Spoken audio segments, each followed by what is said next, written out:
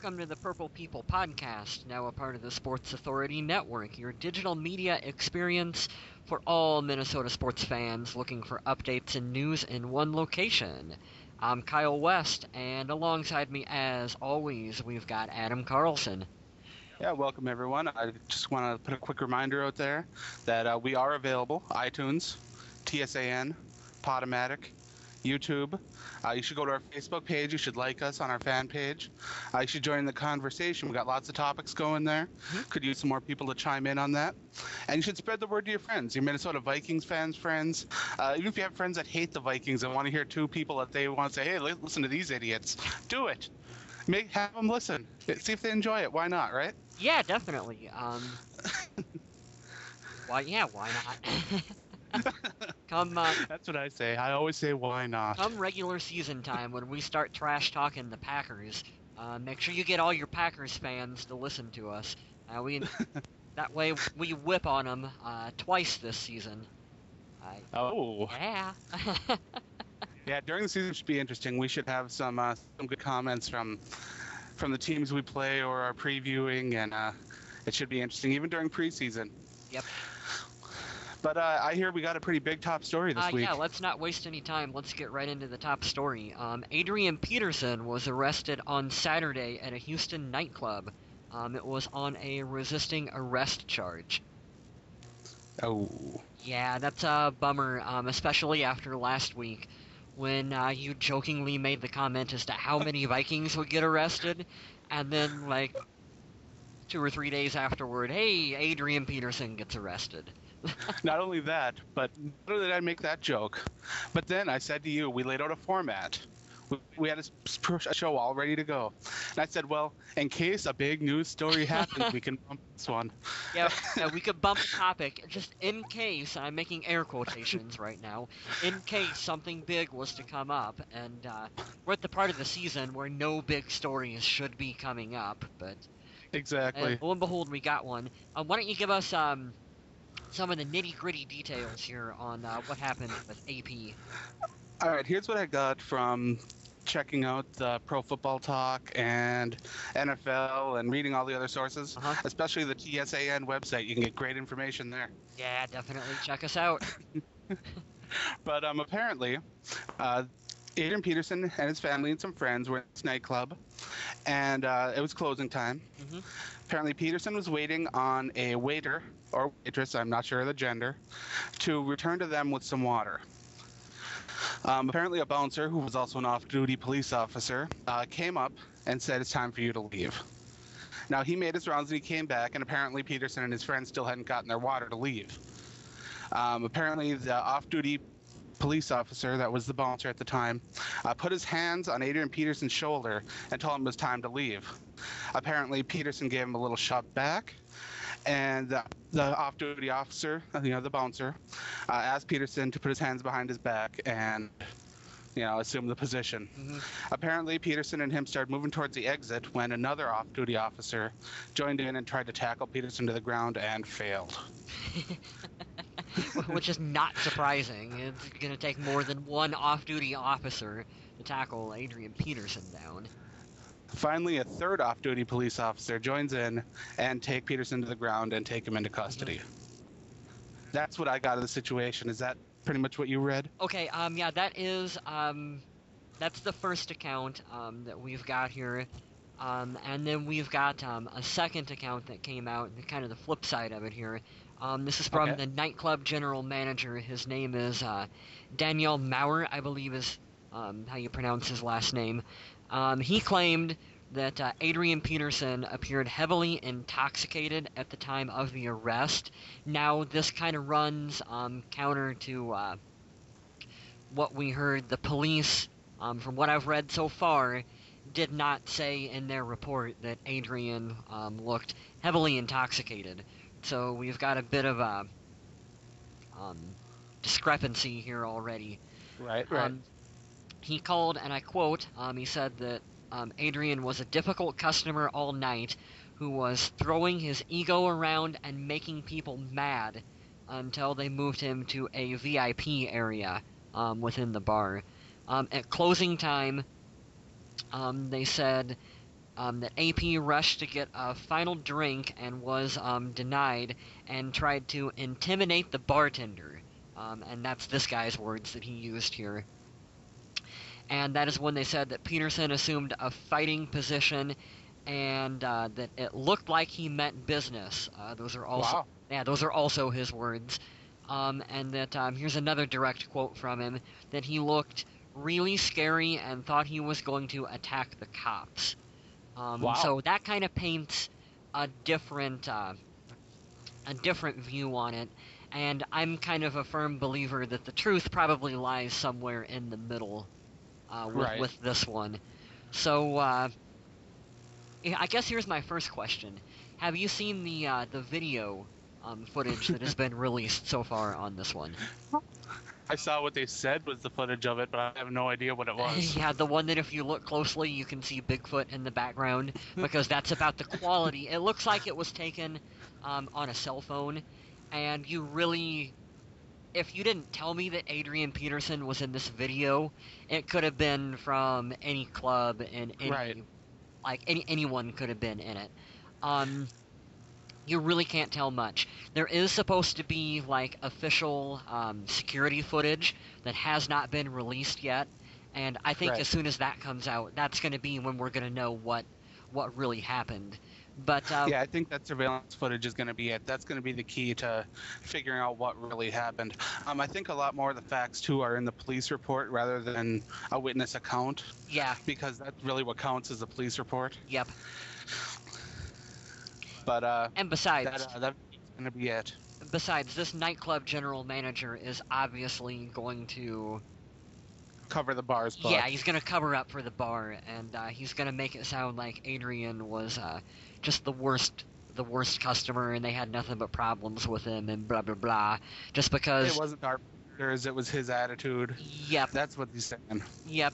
Now, I hate to speculate too much on stuff like this, because we know a little bit of the facts, but we don't know 100% of the facts for what happened with this case.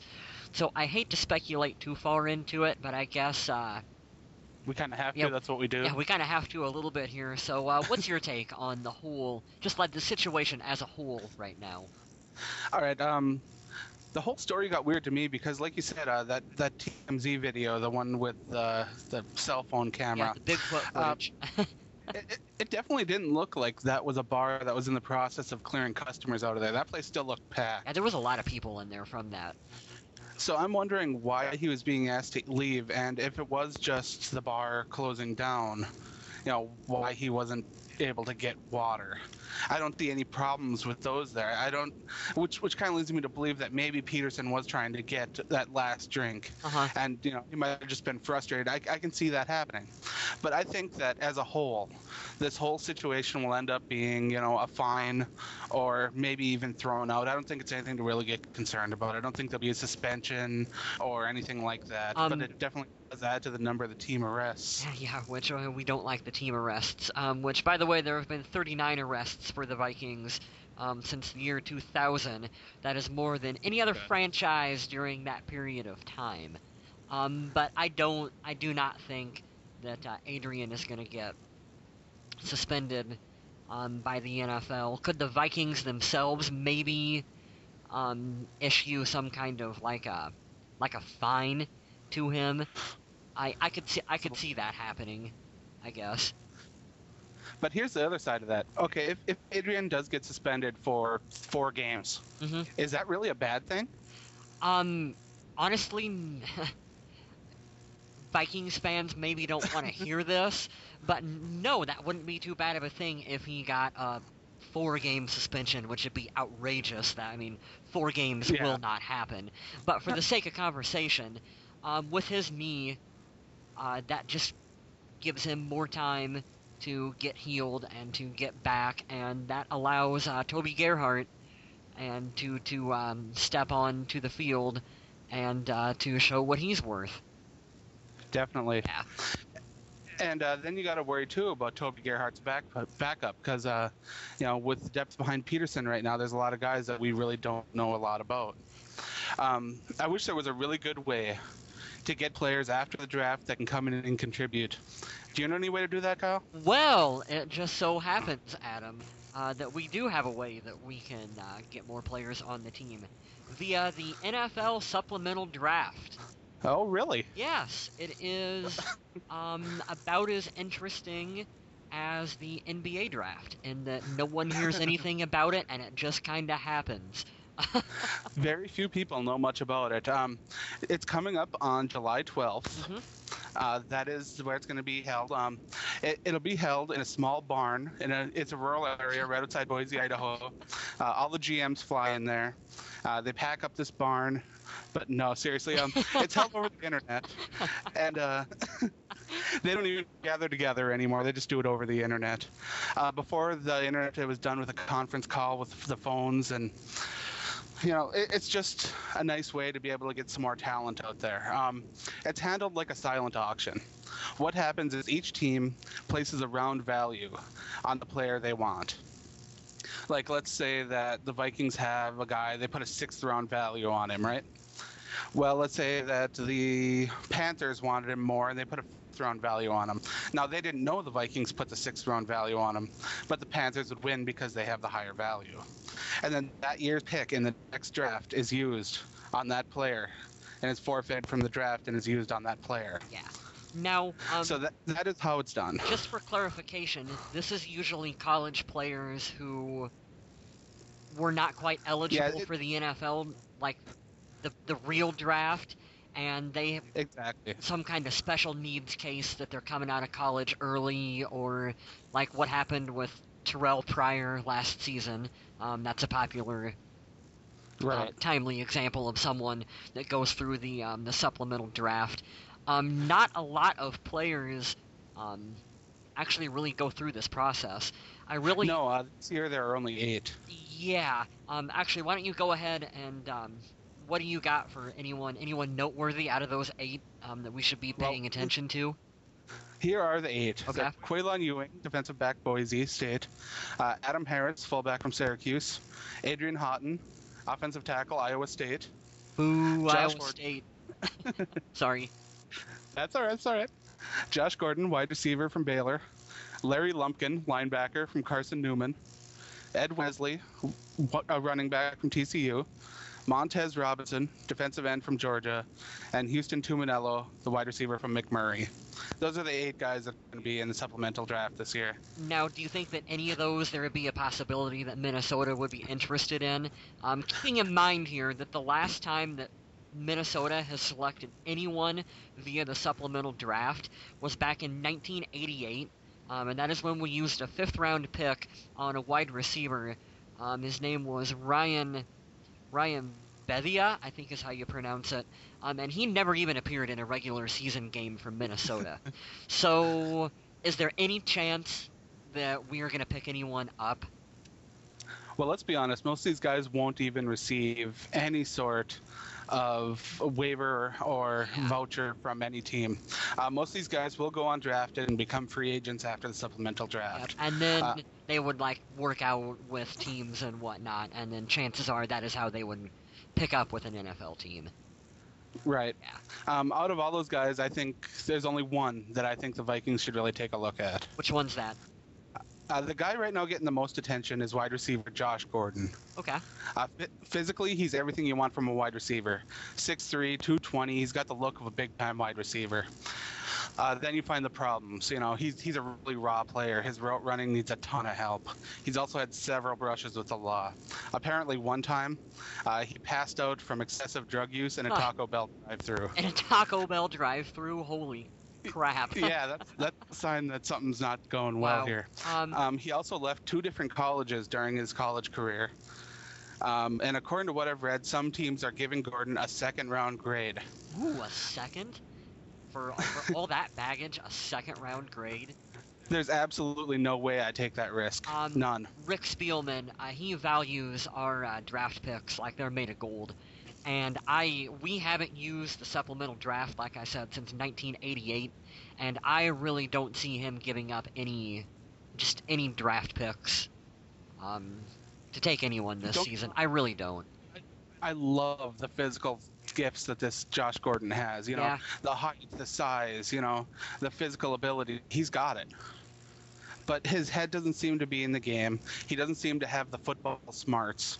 I don't think he's really something that the Vikings should be looking at pretty heavy right now. Well, I just don't see it. I think at the moment, all Vikings fans can agree that we really don't need to find our 40th arrest for the Minnesota Vikings. And it sounds like if they grab that guy, it's pretty strong indication that he could be the 40th one if his past is any kind of indication.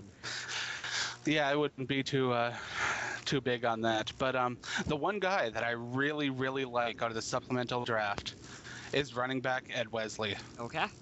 The running back out of TCU, he won numerous awards, recognitions.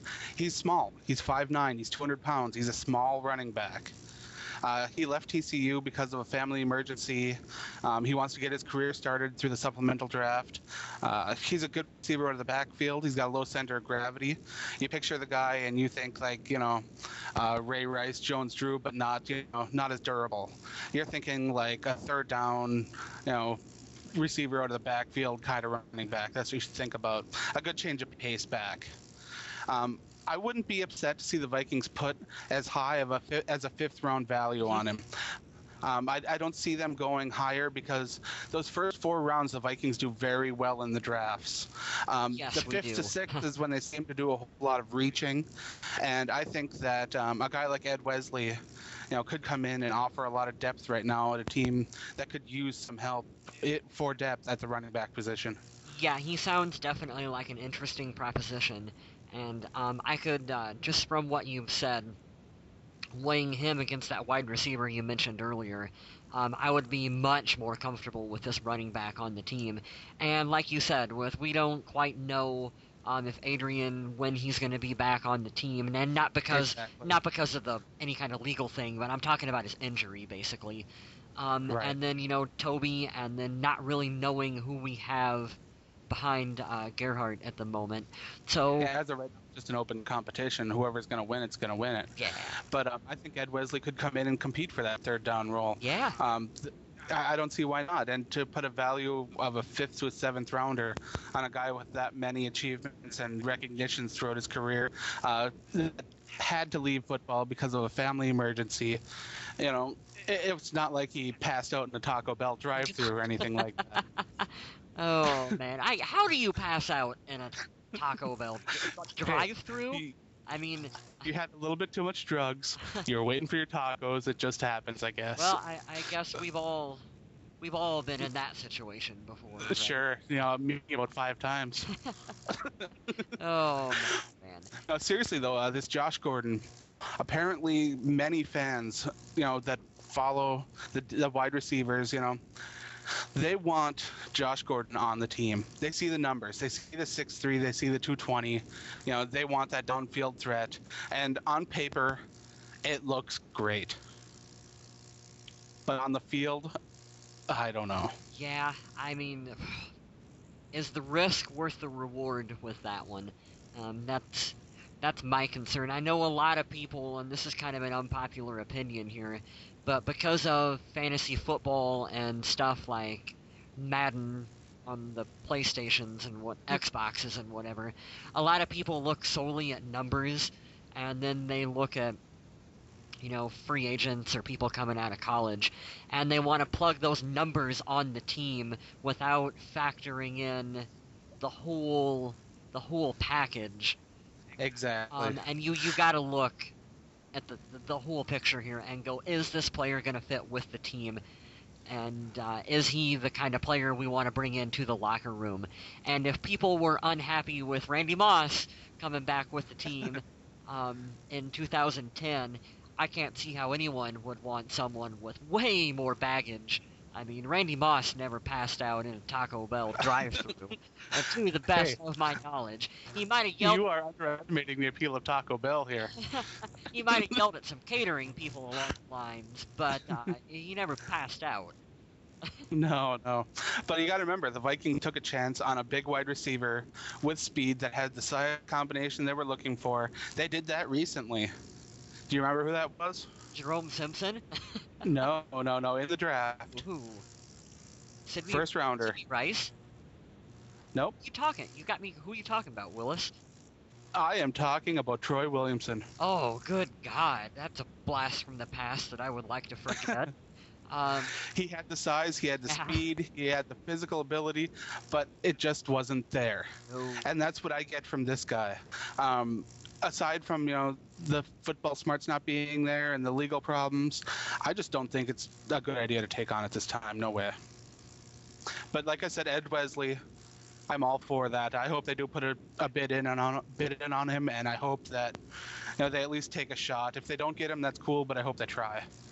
Yeah. Boy, now you got me thinking about the 2005 draft class that the Vikings had. That was that horrible year that, like you said, we got Troy Williamson and Erasmus James and... both of them before Aaron Rodgers. Yeah. And gosh, I don't even remember who else.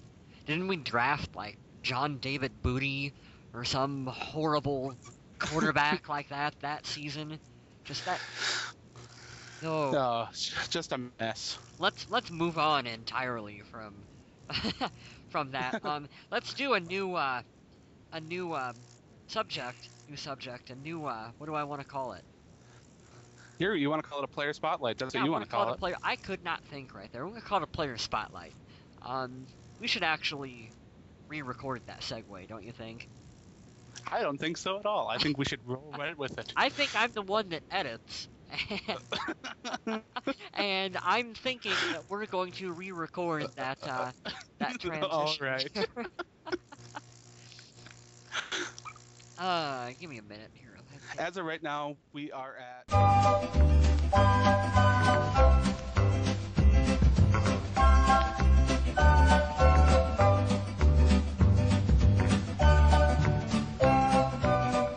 So let's try to move on from the 2005 draft class, and let's talk about someone who came on the team in 2004.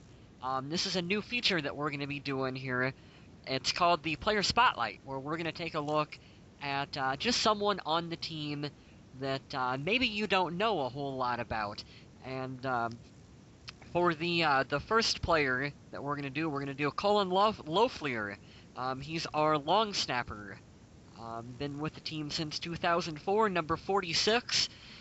This is jersey number, and he is the one that I've always joked for the longest time that if you seen him walking down in a shopping center someplace, you would not recognize Cullen as playing on the team one bit. So that's why we chose him to be our first player spotlight.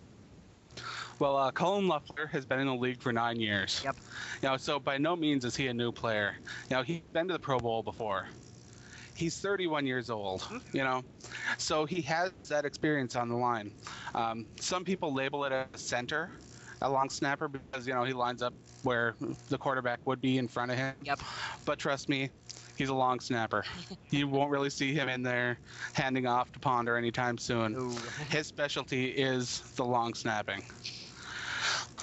In high school, he lettered in basketball and football. He played tennis. He won bronze medals in tennis competitions.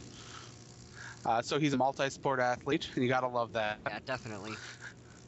He was part of the longest tenured trio of kicker, punter, long snapper in the NFL until Ryan Longwell's departure this year. Yep. Apparently, this is what I read. I didn't get any statement from him at all. But he works with the United Way Worldwide as an NFL representative.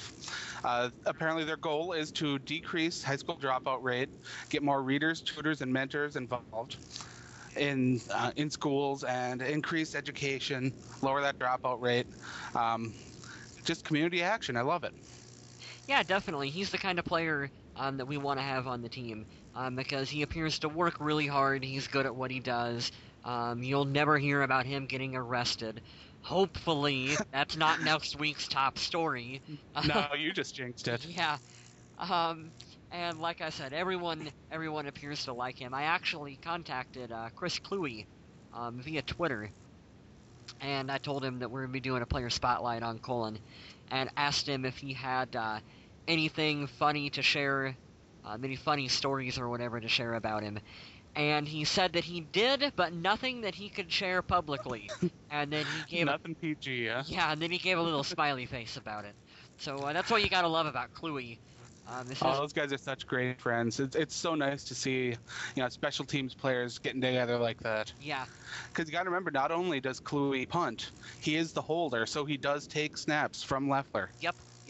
And I also wanted to note here, you said that he played his college ball for the Texas Longhorns. He was actually... I did say that? Did you say that? No. Oh, well... You did, I think. Well, now I am... But I'll take the credit for it. Okay. I'll give you credit for that one, and then I will Jackpot. I will add to it that he turned down several college scholarships and was actually a walk-on at the University of Texas. In his first year that he played football with them, he was actually a backup tight end before he moved over to his long-snapping duties. So, theoretically, if every tight end on the team breaks a leg, he could do it. He could do it. He could be our secret weapon. I love it. Now, last year was a bad year for Cullen Loeffler. He suffered a bone fracture in his back during Week 12 in a loss to the Falcons. They placed him on IR for the rest of the season. So on the depth chart, who's his backup? Jared Allen. Jared Allen. Backup long snapper. Multi-talented individual, Jared Allen. And I remember that Atlanta game where he was out there, and they talk about his high motor. Jared got out there on special teams, and he frickin' long snapped the football and then would run clear down the field. Oh yeah, just to hit somebody. To hit someone. Yeah, there's no plays off for him. He will just get out there and go. Now, last year they also brought in Matt Cutula after, but apparently he will not be staying with the team, and they are very happy with Cullen Loeffler as the long snapper, and I don't see that changing for another several years. He seems to be a real just cornerstone of this team. I don't see that changing anytime soon. I love it. I like seeing this kind of productivity. It's great. What did you say his replacement's name was last season? I have Matt Cutula. Okay, yeah, I don't think that Matt is going to be... He won't be playing for the Vikings. I'm not even sure if he'll be playing in the NFL for this coming season. He did just a horrible job filling in. And he struggled. Yeah, he struggled mightily. And you wouldn't think... I'm being nice. I mean, okay, it's not easy to do anything that any of these players do, but you wouldn't think being a long snapper in the grander scheme of football positions would be that complex. And this dude just stunk it up out there. So yeah, we're glad to have Cullen back on the team. Very happy. Yep. Well, I think that'll wrap up our segment for our first player spotlight. You can look forward to more players getting talked about in the future. Definitely. Yeah. We're looking at doing this player spotlight. We're doing the high-low hits. If you have any suggestions as to segments you'd like to see us do, the Facebook page, hit us up on there. Let us know. Hey, we'd like to see you try to pronounce players' names. That was my idea. I still think we should do that. Just one full segment of trying to pronounce player names. Or we'd like you to list off all the players in order of their height, just in descending order. Yeah, just whatever you guys want to hear, I guess. Yeah. Let us know. We'll try to do our best. We'll try. Yep. That's what we do. I think that'll do it for this week's show. Yeah, I think that'll wrap it up. We're going to come back at you next week with new host topics, and thanks everyone for listening. Yes, thanks again, everyone. And remember, stay classy, Minnesota.